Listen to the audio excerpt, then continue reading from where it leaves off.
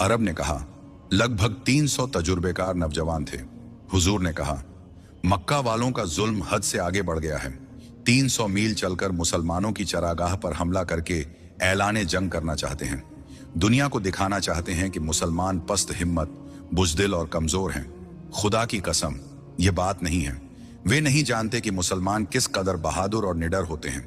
वह वक्त करीब आ रहा है जबकि दुनिया मुसलमानों की बहादुरी का लोहा मानने लगेगी। दुनिया के बादशाह मुसलमानों का नाम सुनकर कांपने लगेंगे। दुनिया की बहादुर कौमें मुसलमानों के सामने हथियार डाल देंगी। हुजूर सल्लल्लाहु अलैहि वसल्लम का मुबारक चेहरा लाल हो गया।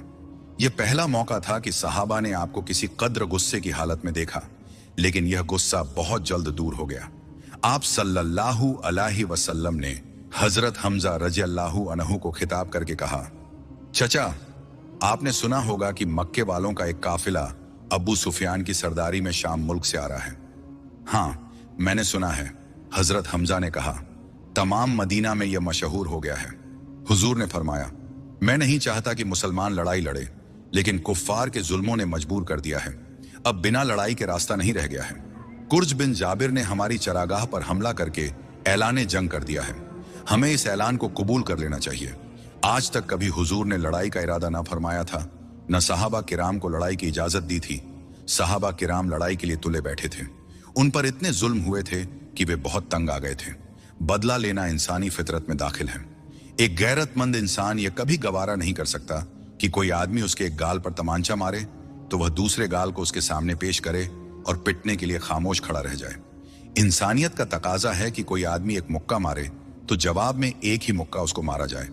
सबसे पहले हजरत उमर रज़ियल्लाहु अन्हु बोले, क्या हमें हुजूर इजाजत देते हैं कि हम कुफ्फारे मक्का का ऐलाने जंग कबूल कर लें?